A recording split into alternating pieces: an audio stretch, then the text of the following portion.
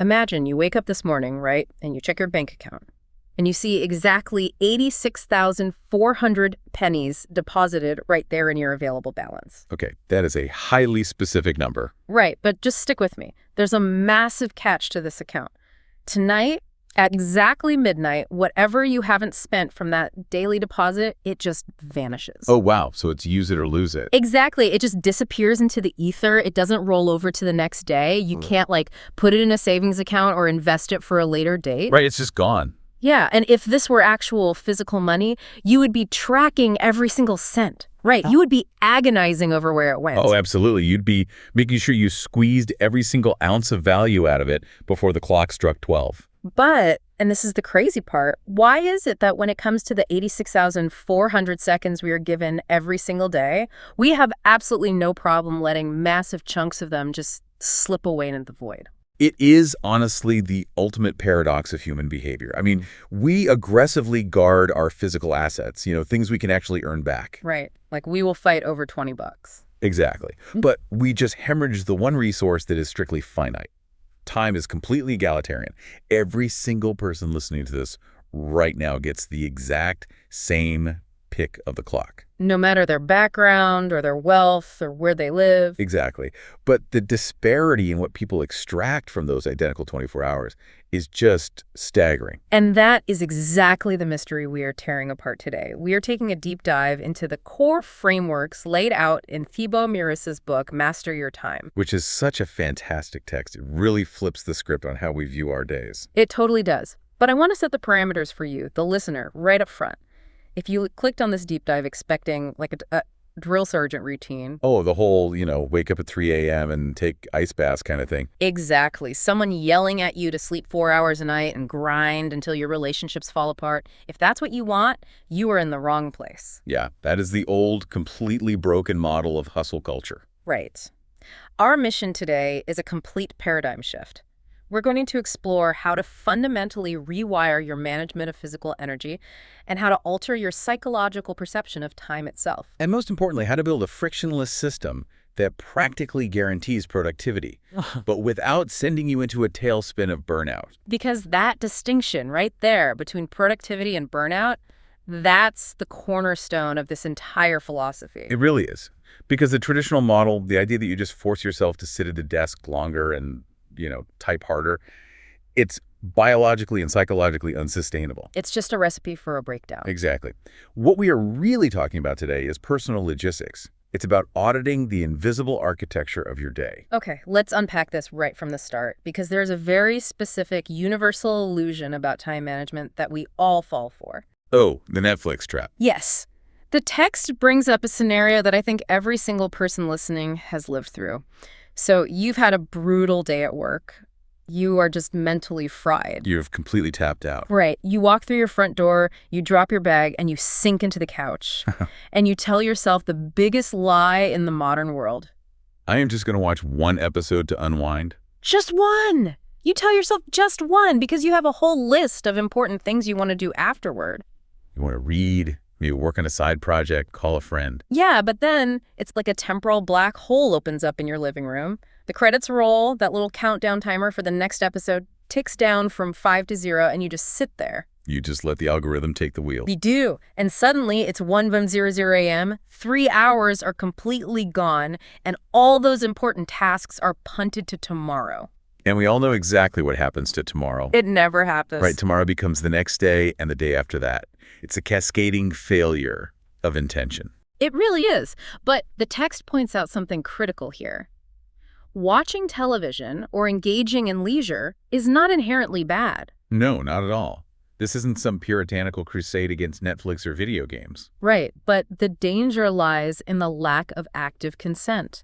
When you surrender those 3 hours unconsciously, you are literally postponing your own potential. Because the algorithm is deciding how you spend your time rather than your own intentional choice. Exactly. And if you actually calculate the opportunity cost of that unconscious consumption over a year, the numbers are terrifying. Oh, they are staggering. If those 3 vanished hours were spent, say, mastering a new language or building a business or just actively bonding with your family, The compounding interest on your life trajectory would be astronomical. it changes everything. Yeah. Which brings us to a definition of productivity in this material that honestly threw me for a loop. Oh, me too. Because I grew up with the industrial definition. Productivity meant output. Right, like how many widgets did you produce on the assembly line today? Exactly. How many emails did you clear out of your inbox? But the text defines true sustainable productivity as engaging in meaningful work while maintaining good relationships with friends and family. It explicitly includes your social life in the productivity equation, which is just a remarkably evolved way to look at human output. It really is. Because, think about it, if you are crushing your sales quotas at work, but your marriage is dissolving and you never see your friends. You haven't mastered your time at all. You have just obsessively hoarded it for one single domain at the catastrophic expense of the whole. Being a master of your time means making a deliberate, conscious allocation to your hobbies, your career, and your community. It is a holistic ecosystem. If one part rots, the whole tree eventually falls. So for you listening, that is the promise of this deep dive. We are going to dismantle the mental roadblocks keeping you stuck on the couch. We are going to look at the exact mechanics of procrastination and eventually explore strategies to literally, mathematically multiply the time you have available. I love that. But to get there, we have to start by completely discarding the clock. We do. Because the foundational premise of this text is that time management is a complete misnomer. You cannot manage time. Right. Time ticks forward, regardless of what you do. Exactly. What you are actually managing is your energy. This was the first massive reality check for me. We just assume an hour is an hour. But the source points out that having 3 hours of free time at 10:00 p.m. is a completely different universe than having 3 hours of free time at 10 a.m. They are not equal at all. The raw measurement of duration is the same, but the density and utility of those hours are entirely unequal. Because human beings are biological organisms.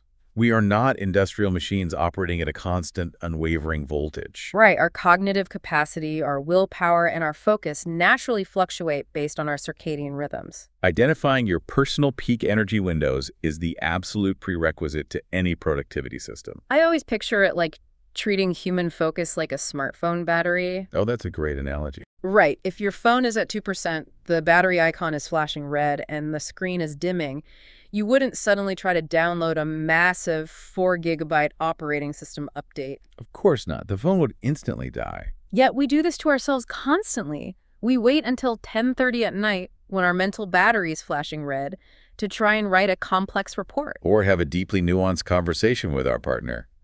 And then we wonder why we completely fail. It's a complete mismatch of resources and demands, and the text breaks this biological reality down into what it calls the 6 phases of the energy cycle. And what is so vital here is that phase 1 has absolutely nothing to do with calendars or to-do lists. Right. Phase 1 is entirely about conserving and building energy. The text says you build this baseline through the unglamorous basic. The boring stuff. Sleep, food, and exercise. Yeah, the quality of your sleep, the nutritional value of your food, and regular physical training. Because you simply cannot optimize a resource that you haven't accumulated in the first place. Right, you can't pour from an empty cup. Exactly. Think about the neurobiology of sleep. If you are chronically sleep deprived, your prefrontal cortex, the part of the brain responsible for complex planning and impulse control, is fundamentally compromised. So it doesn't matter what apps you download. Exactly. You can buy the most expensive productivity software in the world, but if your prefrontal cortex is exhausted, you are trying to run sophisticated software on broken hardware. Wow. Yeah, phase 1 is non-negotiable. Okay, so assuming we actually respect phase 1 and we build the battery, phase 2 is cultivating the self-awareness to know where and how to use that energy. Right, knowing your peak windows. And then phase 3 is actively channeling that full battery into your most important tasks. Not the easy, trivial tasks that just make you feel busy, but the actual heavy lifting. Which naturally leads to phase 4, full immersion. This means creating an environment with 0 distractions where you are completely locked in. And phase 5 is pushing through the friction to actually complete the task. Yeah. Crossing the finish line. And finally, phase 6, which brings the whole biological reality full circle, is taking regular, intentional breaks to recharge. Because the brain just can't sprint forever. No, it operates in ultradian rhythms. It needs recovery periods to synthesize information and replenish neurotransmitters. So within that 6-phase energy cycle, the source then layers on what it calls the 5 levels of productivity. Right, zooming in a bit. Level 1 is the baseline, removing distractions from your physical and digital environment. Level 2 is boosting your baseline energy and enthusiasm. And level 3 is defining highly specific visions and goals. Because as we've talked about before, if you don't have a clear destination, you're just running really fast in the wrong direction. Precisely. High velocity is useless if your vector is wrong. Which brings us to level 4, planning your day with a clear framework. And level 5, echoing our holistic definition from earlier, is maintaining that active social life to ensure psychological stability. Now, I need to stop us at level 4, planning your day, because the text drops a rule here that genuinely made me scoff at first. Oh, the simplicity rule. Yes. It advocates for the simplicity rule. It explicitly tells the reader to forget about complex productivity apps. You know, the fancy software dashboards with the colored tags and the Kanban boards? Right, all that stuff. It says use a simple pen and piece of paper to build your initial system. And I'm reading this thinking, in our hyper-connected, tech-obsessed world, telling people to use paper feels like telling a pilot to navigate with a sextant. It feels like a massive step backward. It totally does. Isn't that just archaic? It sounds incredibly archaic on the surface. But what's fascinating here is the deep psychology of why digital tools often sabotage us. Sabotage us how? Well, when you introduce a highly complex, infinitely customizable productivity app into your life, you inevitably generate what organizational psychologists call meta work. Meta work, like work about the work. Exactly. You start spending your highly valuable cognitive energy managing the tool itself. You are meticulously color-coding the priority tags. Oh, adjusting the nested folder hierarchies. Yes. And setting up automated due date triggers. And because your brain is expending effort in organizing data, it receives a pertinent hit of dopamine. Wait, so it feels exactly like accomplishment. It mimics it perfectly. Oh man, I am completely guilty of this. I will spend an entire Sunday afternoon perfectly organizing my task manager. It looks beautiful. And you feel incredibly productive. I feel like a genius. But when I look back, I actually completed 0 real tasks. I just rearranged the furniture in my brain. You simulated productivity without producing anything. Yeah. And that is why the pen and paper rule is so brilliant. It violently strips all of that away. Because a blank piece of paper offers 0 dopamine hits for meta work. Exactly. There are no folders to color code. It forces raw, unavoidable prioritization. You write the vital task down, and it just stares at you. You cannot hide it in a subfolder? Nope. And when you complete it, you physically cross it out. It is a brutally straightforward confrontation with reality. And the text does concede that once you master this raw discipline, you can eventually digitize your system if your life really demands it. Right, but you must build the muscle with analog friction first. So if you're listening right now, here's your immediate application for this concept. Sometime today, I want you to map out your own biological energy cycle. Figure out when you naturally feel the sharpest. Is it at 7 a.m. with a cup of coffee before the house wakes up? Or maybe you get a weird, hyper-focused second wind at 4:00 p.m.? Whenever that peak window is, you have to protect it ruthlessly. Guard it with your life. Do not spend your 100% battery window answering mindless emails. Spend it on the pen and paper task that actually moves the needle in your life. But this naturally leads to a massive contradiction in human behavior. Right, because let's say you do all of that. You sleep 8 hours. You identify your peak morning window. You have your blank piece of paper with one crucial task written on it. And yet you sit down at the desk and you completely freeze. You stare at the wall, Yeah. pick up your phone. If time management is energy management, and our energy is fully charged, why does procrastination still completely paralyze us? This was the part of the deep dive that felt like a personal attack on me. Because the text insists that we have to stop viewing procrastination as a moral failing. It's not because you are fundamentally lazy or broken. Right. Procrastination is the result of very specific, diagnosable mental roadblocks. It's a protective mechanism of the brain responding to perceived friction. And the text breaks us down into 4 distinct causes, providing targeted antidotes for each. Okay, let's get into them. Reason number 1 is a lack of clarity. You have a task on your paper, but you don't deeply understand why it's important. Or you don't know the exact sequential steps to complete it. The text says your brain is essentially staring into a dense fog. And from an evolutionary standpoint, the human brain despises ambiguity. Oh, it hates it. If Early humans couldn't see clearly into the bushes. They assumed there was a predator, and they just didn't walk forward. That makes total sense. So today, if your brain doesn't see a clear path through a project, it perceives that ambiguity as a threat. And it chooses the path of least resistance, which is usually, scrolling social media. The fix for this is systematically clearing the fog. And the text gives a multi-step interrogation process for this. First, you have to ask yourself the why. Does this task actually matter? And then you flip it to the negative. What are the tangible consequences if I fail to do this? What pain will I experience? Leveraging loss aversion, basically. Exactly. We are often much more motivated by avoiding pain than we are by gaining a reward. Right. Then you visualize the relief of having it done. But the most practical tip the source gives here is to trick yourself by assuming the task is incredibly easy just to initiate action. Just lower the bar entirely. And if you are genuinely paralyzed by the how, stop staring at the paper. Ask a colleague, or literally just spend 10 minutes searching the internet for a tutorial. You have to actively dissolve the ambiguity before your brain will allow you to start. Which brings us to reason number 2.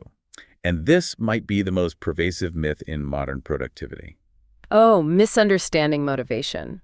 Here is where it gets really interesting. The text claims we procrastinate because we sit around waiting for motivation to strike us like a bolt of lightning. Well, raise my hand here too. I always believed that I had to feel pumped up or inspired before I could begin a difficult piece of work. Yeah, I would wait for the muse to visit me. But this material argues that motivation doesn't precede action. It says we have the equation completely backward. Action has to happen first, and then motivation follows. Wait, I need to stop you there because that is such a massive shift. I always thought, I need the energy to do the thing, but you're saying doing the thing creates the energy. Yes. The Hollywood model of inspiration has done immense damage to our work ethic. We picture the writer staring out a rainy window until a sudden rush of genius compels them to type furiously. Right, like Beethoven suddenly hearing the symphony. But the neurological reality is the exact opposite. Staring at a massive, unstarted project generates immense cognitive friction. Your brain calculates the total energy required to finish the massive project and triggers a resistance response. I love the analogy we talked about earlier for this. It's like pushing a dead car that's stuck in neutral. Oh, yes. When you stand behind a 2-ton vehicle and push with all your might, that very first inch feels impossible. You are sweating, your muscles are straining, and you feel absolutely zero momentum. But once you force the wheels to turn just one single inch, the static friction breaks. The car starts rolling. And suddenly, it takes significantly less effort to keep it rolling. The action of pushing created the physical momentum. That is the perfect mechanical equivalent of what happens in the brain. The text advises breaking the intimidating task into microscopic, almost ridiculously small parts. You don't sit down to write the annual report. That's the 2-ton car. No, you sit down to write one single sentence. You don't clean the entire house. You put away 3 items on the kitchen counter. By shrinking the initial threshold of action to almost zero, you bypass the brain's resistance mechanism. Because once you write that first sentence, the dopamine response of completion kicks in, providing the actual neurochemical fuel, the motivation to write the second sentence. Action creates the neurochemical fuel. That completely rewired my thinking. It's powerful. Okay. Reason number 3 for procrastination is the fear of poor performance, which is really just a clinical term for perfectionism. Right. You are so terrified that the end result won't be flawless that your brain decides the safest route is to simply not produce anything at all. It's pure ego protection. If you never start, you never have to confront your own limitations. But the fix provided here is an exercise in radical acceptance. You have to acknowledge that the fear exists, look it right in the eye, and choose to produce garbage anyway. I love how comforting the source material is here. It literally says, keep in mind that anything can always be done better, so there's no need to fear failure or mistakes in the beginning. My favorite writing advice always aligns with this. You can edit a bad page, but you cannot edit a blank page. Precisely. The goal of phase 1 of any task is merely existence, not excellence. Once it exists, it can be refined. And finally, we arrive at reason number 4, mental overwhelm. This happens when you simply have too many open loops floating around in your head. It's like having 50 tabs open on your internet browser. The computer fans are spinning, the whole system is lagging, and everything just freezes. That's a great way to picture it. The human equivalent of RAM, our working memory, is incredibly limited. So when you try to simultaneously hold on to the fact that you need to call your mother, finish a presentation, buy groceries, and schedule a dentist appointment. The cognitive load becomes unbearable. The brain perceives this state of overwhelm as an active threat. And to protect you from systemic failure, it shuts down all output. And the fix for this circles right back to the simplicity rule. You have to externalize the data. You have to do a brain dump onto a physical piece of paper. You write down every single terrifying thing you have to do. Because once it is on paper, it is no longer consuming your mental RAM. Once it is externalized, you can look at it objectively. You categorize the tasks from easiest to most difficult, and you assign a specific time block to each. And the moment the brain sees a defined, sequential plan, the perceived threat level plummets. The anxiety dissipates, and the executive function can take over again. So, listener, let's put this into practice right now. I guarantee there is a specific task you have been actively avoiding this entire week. It's hovering in the back of your mind right now. Ask yourself, which of these 4 specific roadblocks is the culprit? Is the path unclear? Are you sitting around waiting for the muse of motivation? Are you terrified it won't be perfect? Or is your mental RAM just full? Once you diagnose the roadblock, I challenge you to apply the action precedes motivation rule. Tell yourself you are only going to work on that dreaded task for 5 measly minutes. Just get the car rolling 1 inch. I would bet real money that once the timer hits 5 minutes, you won't want to stop. It is a profound way to hack your own psychology. But, overcoming these immediate daily roadblocks requires us to examine a much deeper psychological layer. Right. If we want to truly master our time, we have to look at how we perceive time itself. Which flows directly into the source's concepts about how our mental models of the past and the future constantly sabotage our ability to act in the present moment. This section of the deep dive gets a little philosophical, but the practical implications are massive. The source points out an obvious physical reality. We are always, constantly living in the present. But mentally, we time travel constantly. We misuse the past and the future. Let's look at the past first. The text says we drag old memories, self-pity, and past failures into the current moment. We use our past history as a definitive prediction of our future capabilities. Which is a catastrophic cognitive distortion. If you are attempting to drive a car forward while exclusively staring into the rearview mirror, a crash is inevitable. The text insists that we must actively restructure our relationship with our own history, and it provides a very specific mechanism for this. Yes, you must learn to separate your past self from your present self. Now that concept caught me off guard. How do you practically separate yourself? I mean, I am the same physical person I was 5 years ago. Biologically, yes, of course. But cognitively and experientially, no. The source argues that you have to view the version of you who failed that business venture 3 years ago, or the version of you who made a terrible relationship choice, as a completely different entity. Because they kind of were. Exactly. That past version of you operated with less data, less emotional maturity, and fewer tools. You, sitting here today, have the upgraded software. So the text says you have to actively forgive that past self for their missteps. You have to extract the data, the lesson from the failure, and then completely sever the emotional baggage attached to it. You keep the lesson, but you throw away the guilt. It's exactly like closing out those massive background apps draining your mental battery. And on the flip side of time travel, we have the misuse of the future.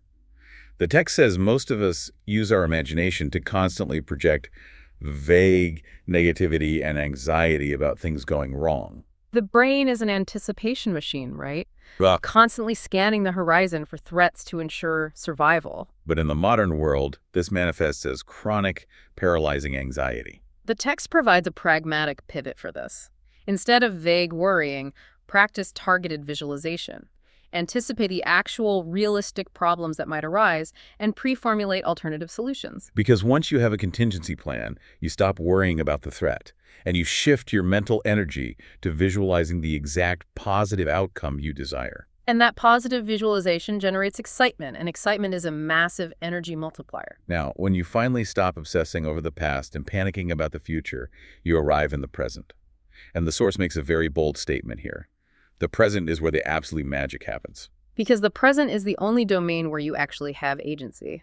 And this is where the author introduces a conceptual framework that changes how you view a simple Tuesday, the dynamic between your micro life and your macro life. This is the concept I honestly haven't been able to stop thinking about.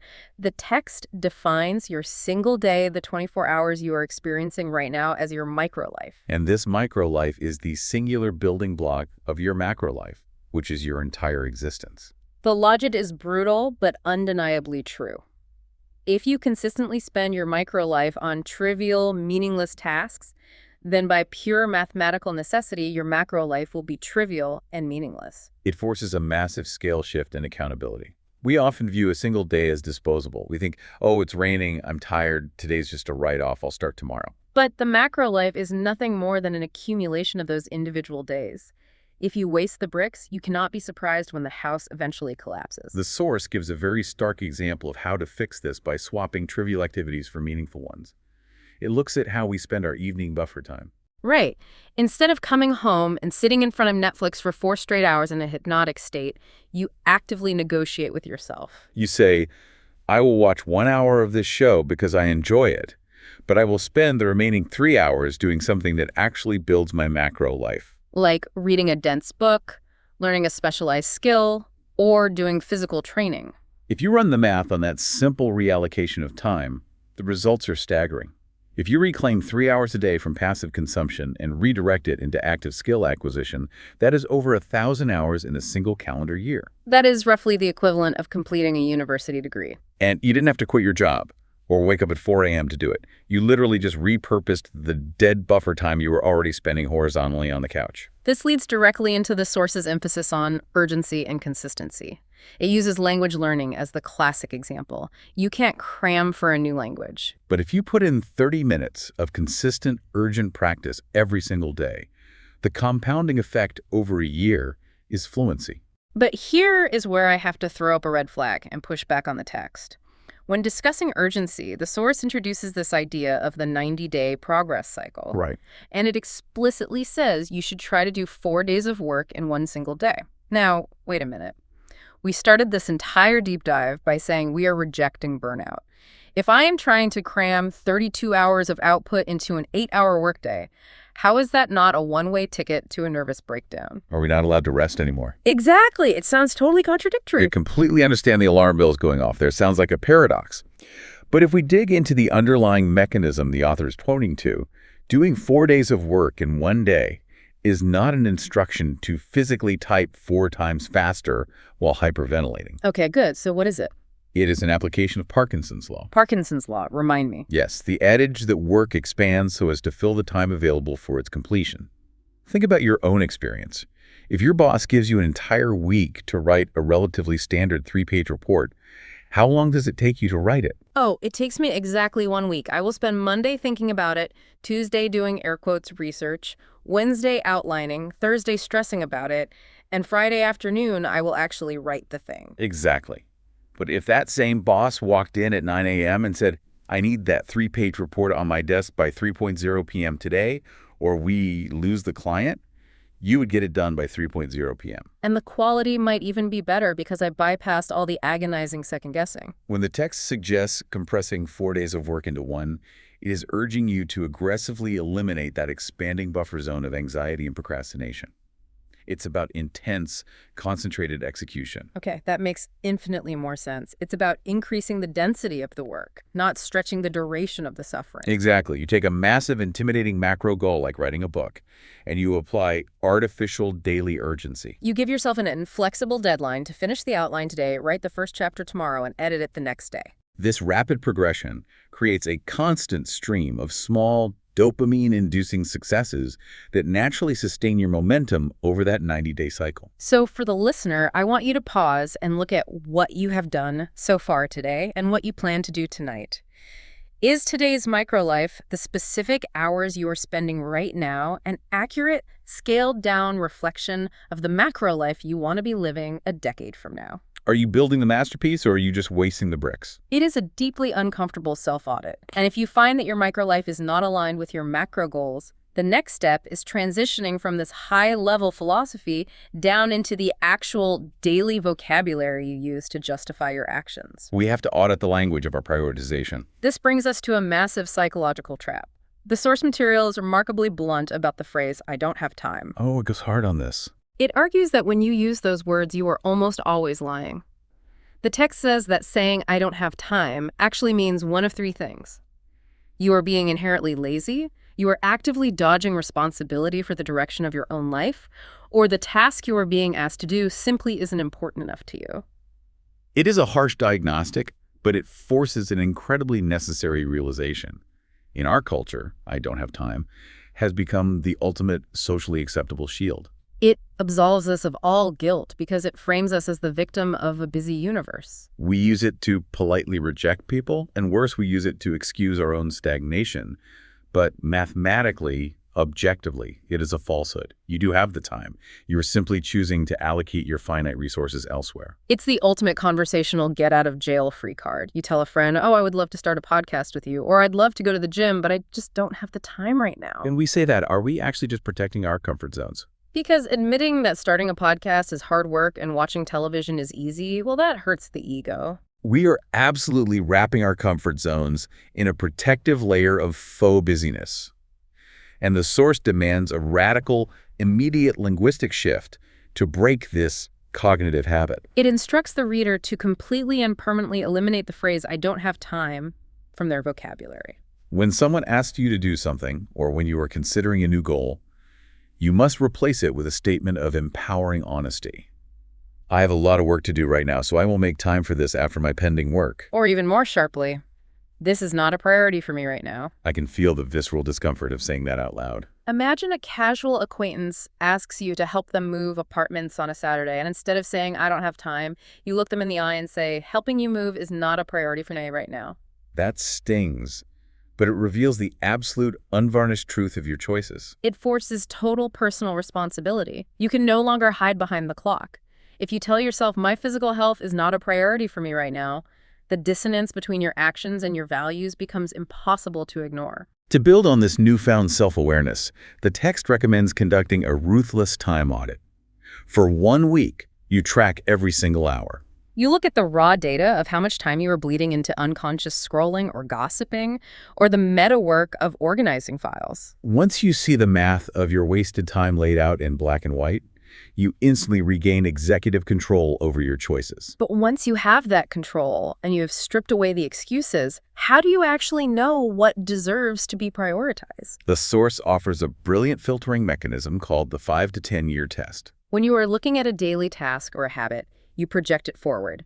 You ask yourself, if I continue doing this specific activity every single day, will my career, my health, or my life be successful in 5 to 10 years? If the honest answer is no, you have to drop it or delegate it immediately. It is the ultimate tool for aligning the micro with the macro. But the author also recognizes that a life solely driven by cold, calculated 10-year goals can become incredibly dry and joyless. So to ensure you don't just fill your life with productive drudgery, the text provides 5 criteria for choosing daily tasks that unleash your passion. Right. Criterion 1. The task should be inherently exciting to you, so you naturally repel boredom. Criterion 2.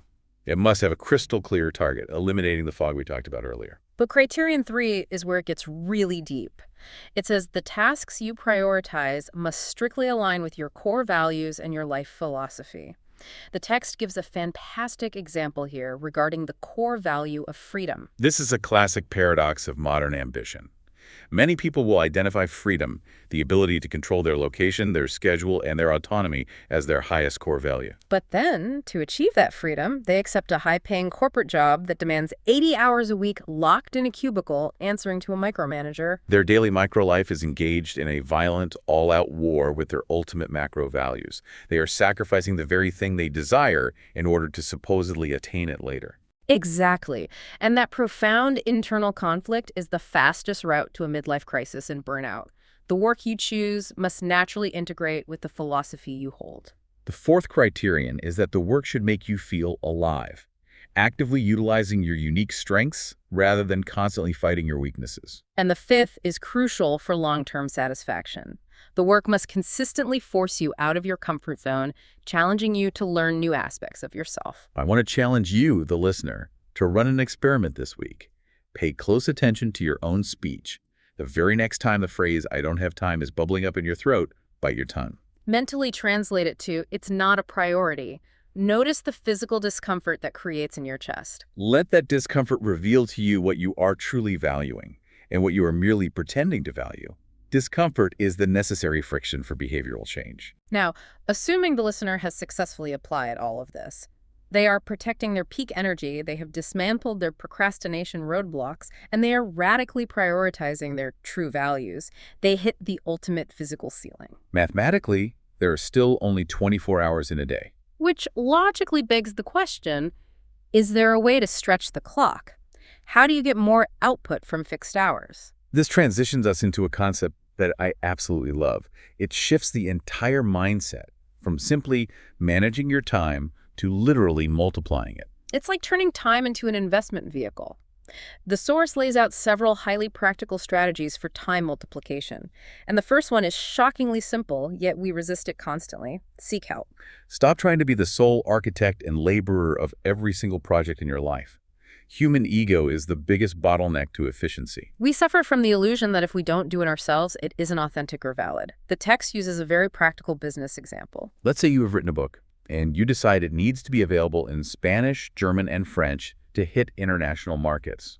The ego-driven approach is to spend 2 years of your life trying to learn Spanish, or spending months individually vetting freelance translators. The time-multiplying approach is to leverage existing networks. You find an agency or a publisher that already possesses the infrastructure and the translators. You bypass the friction by utilizing the accumulated expertise of others. Which leads directly into the second multiplication strategy. Think smart and actively shorten your learning curve. If you need to learn a complex new video editing software for your job, don't just open the program and stumble around blindly for weeks relying on trial and error. Go find an expert. Watch highly rated video tutorials or literally pay a coach for 3 hours of their time. You are essentially using money to buy a fast pass to the front of the learning line. Yes, you are renting their years of accumulated mistakes so you don't have to make them yourself. The third strategy expands on this by adopting what the text calls a mastery mindset. This requires 3 ongoing commitments. First, mastering repetition, doing the core actions of your craft daily until the cognitive load drops to near zero and it becomes an automatic reflex. Second, mastering the fundamentals. The source uses a physical example for the fundamentals that makes perfect sense. Weightlifting. If you walk into a gym and immediately load up a barbell with heavy weights without taking the weeks required to learn the biomechanical fundamentals of proper form, you might feel like you're saving time in the short term. But inevitably, you will snap a ligament or blow out your back. And the months you spend in physical therapy recovering will cost you exponentially more time than learning the form would have. Skipping the basics is a false economy. It is the ultimate time debt. And the third part of the mastery mindset is maintaining a state of constant readiness to learn. In an exponentially shifting landscape, relying on 5-year-old knowledge is a massive liability. The fourth multiplication strategy is focusing on importance by systemizing the mundane. Grouping similar tasks together, like doing all your emails in one batch rather than sporadically throughout the day, and utilizing checklists so your brain doesn't have to waste energy remembering procedural steps. The fifth strategy is intentionally taking time offline to improve your existing skills. For example, taking a 2-day intensive course on advanced Google spreadsheets might sound boring, but it could literally save you hundreds of hours of manual data entry over the next year at your office job. You invest 2 days to buy back weeks. But the sixth strategy is where the concept of time multiplication becomes incredibly literal, and it completely shifts how you view personal finance. The source advises you to save and invest wisely, not just for financial security, but because money, when accumulated, literally buys temporal options. It buys back your future time. The math the text uses to illustrate this point literally stopped me in my tracks. It gives an incredibly vivid example. Let's say you want to buy the newest, flashiest smartphone, and the price tag is $900. But your current job pays you $15 an hour. The author says you have to stop looking at the price tag as a dollar amount. You have to convert it into the currency of your life. At $15 an hour, after taxes, that $900 phone is not just an object. That phone represents roughly 60 to 70 hours of your actual, unrecoverable physical existence. You have to stand at the cash register and ask yourself, is this piece of glass and plastic truly worth 70 hours of my finite micro life? Or would the $300 model do exactly the same job? This introduces the concept of the return on investment, or ROI, of your lifespan. When we view a bank account merely as abstract numbers on a screen, it is dangerously easy to swipe the credit card. But when you reframe purchasing power as the literal expenditure of your remaining time on Earth, your consumer behavior alters radically. You realize that handing over that $900 is handing over nearly 2 full weeks of your life. It's like treating your lifespan as physical cash that you were laying down on the counter. If you choose not to buy the $900 phone and you buy the cheaper one instead, you didn't just save $600. You literally just bought back 40 hours of your freedom. And that realization powers the final multiplication strategy, aggressively using money to save time. Once you have accumulated capital by being a highly conscious consumer, you deploy that capital strategically. You hire out the tedious lawn care, or the accounting, or the administrative tasks. You invest in courses that increase your hourly value from $15 to $50. You are creating a compounding positive feedback loop. You value your time, therefore you save your money, which you then deploy to buy back even more time, allowing you to focus exclusively on the high-leverage activities that generate even greater resources. I want the listener to do a mental calculation right now. Figure out your rough hourly wage. Now think about the very next big, non-essential purchase you have been eyeing online. Divide that price tag by your hourly wage. Look at the number of hours it produces. Is that shiny new object truly worth exchanging that exact number of hours of your one singular life to acquire it? It is a phenomenal filter for intentional living. Now, if a person has implemented all of this, they have cleared the psychological roadblocks, they are prioritizing their true values, and they have bought back hours of their week through smart delegation, they hit the final frontier. The climax of time mastery is maximizing the absolute density of the work performed within those reclaimed hours. This brings us to achieving extraordinary focus and flow. The text opens the section with a heavy truth bomb that summarizes the whole book. It says you actually cannot control time. You can't slow it down, you can't speed it up, but you can control your focus. Focus is your single most precious resource. Because focus is the magnifying glass through which your raw energy is concentrated. If you hold a magnifying glass to the sun and keep shifting it around, the energy dissipates harmlessly across the concrete. But if you hold that lens perfectly still, concentrating the light onto a single point, it will burn a hole straight through a piece of wood. To ensure our lens remains perfectly sharp, the source identifies the 4 focus killers that we must ruthlessly eliminate from our environment. Number 1 is task switching, jumping frantically between a spreadsheet, a Slack message, and your email inbox. Number 2 is external interruptions from colleagues or family members. Number 3 is the constant ping of digital notifications. And number 4 is starting your peak energy morning by doing trivial, low-impact tasks. Let's look at the mechanism of why task switching is so devastating. The neurobiology of human attention dictates that we cannot actually multitask. We can only switch our attention rapidly between different subjects, and every single time you shift your focus, your brain leaves behind what cognitive scientists call attention residue. Can you break down what that actually feels like? Like, what is attention residue? Imagine a chef in a busy kitchen trying to cook a delicate, nuanced vanilla souffle in the exact same cast iron pan they just used to fry garlic and onions without washing it first. Oh. Exactly. That pungent garlic flavor lingering in the pan is the attention residue. If you are deeply focused on writing a creative proposal and you briefly tab over to read a highly stressful email from your boss, and then you tab back to the proposal, Your brain has not washed the pan. the anxiety, the context, and the cognitive load of that stressful email bleed over into the creative task, fundamentally ruining your ability to produce high-quality work. You're destroying your cognitive momentum. Your brain is a dirty pan. I love that analogy. To combat this, the text prescribes working in rigid, 45-minute deep concentration blocks. You commit to 45 minutes of pure, unbroken, unpolluted effort on one single task. But to make sure you're focusing on the right task, the source introduces the 80-20 principle, the Pareto principle, the law that 20% of your targeted actions will generate 80% of your total desired results. It is a universal law of systemic imbalance. The author uses the life of a writer as an example. Actually, sitting at a desk and writing the manuscript is only a fraction of a successful author's job. The text suggests that spending just 20% of their total energy on highly targeted strategic ad promotion might reach thousands of new readers, ultimately generating 80% of their total book sales. You have to constantly audit your massive to-do list and ask, Which of these 10 tasks is the vital 20% that actually moves the needle? When you identify that vital 20% task and you apply that unbroken 45-minute concentration block to it, you enter the ultimate promised land of this entire system, the flow state. The flow state is the holy grail of human output. The text defines it as a state of complete, frictionless immersion in a task. Your mental focus becomes so intensely concentrated that the prefrontal cortex temporarily downregulates. You literally lose your subjective sense of time passing. The work becomes autotelic, meaning the act of doing the work becomes its own reward, naturally pushing away all external distractions and internal negativity. But flow isn't just a mystical accident. The text lays out very strict practical steps to achieve it consistently.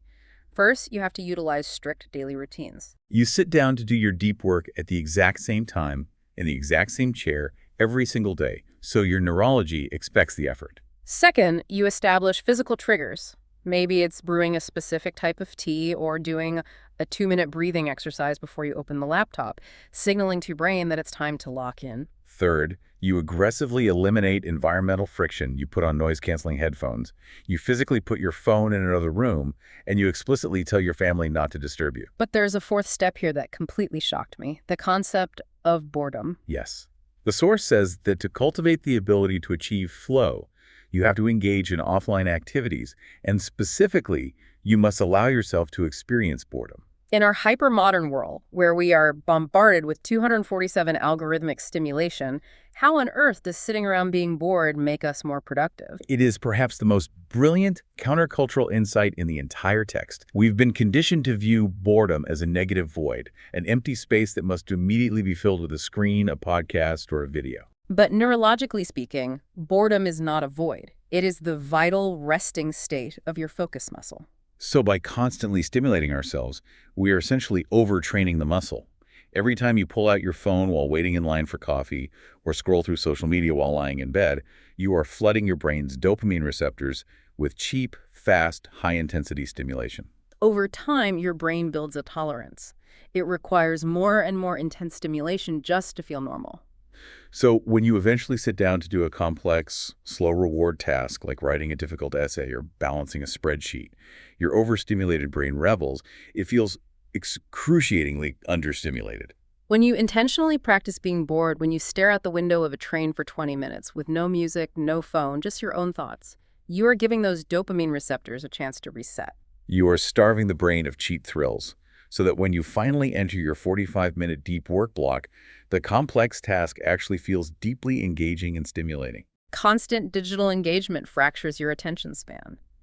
Intentional boredom repairs it. Boredom is the repair mechanism for focus. That is a revelation. So for the listener, here is your final challenge.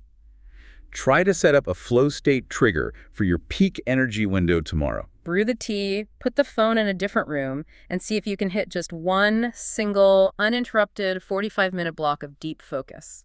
See what you are actually capable of producing when the pan is clean and the lens is perfectly sharp. You will likely shock yourself with the sheer volume and quality of output you can achieve in just 3/4 of an hour when the noise of the world is finally turned off. We have mapped out an entirely new architecture for the day. We started by shattering the illusion of the clock, realizing that time management is entirely about managing our biological energy through the 6 phases of the cycle.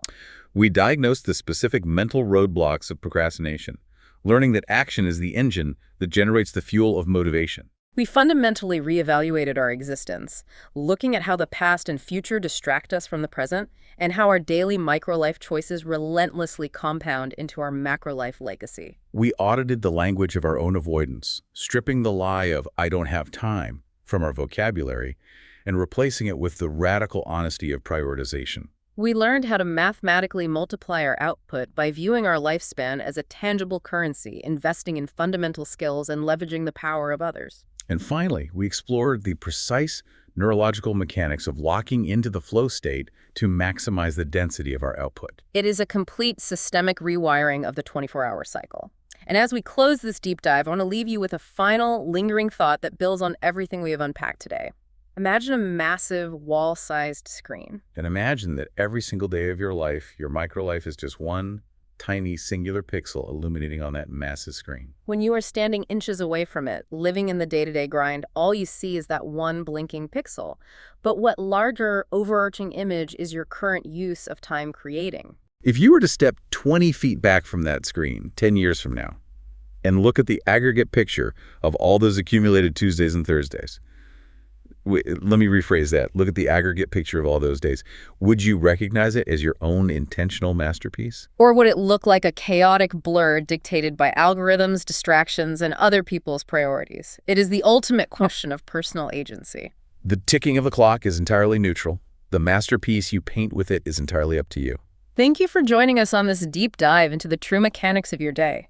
Protect your peak energy, guard your focus, because when the noise fades away, time is the one currency you spend every single second, and it is the only resource you can never, ever get back. We will see you on the next one.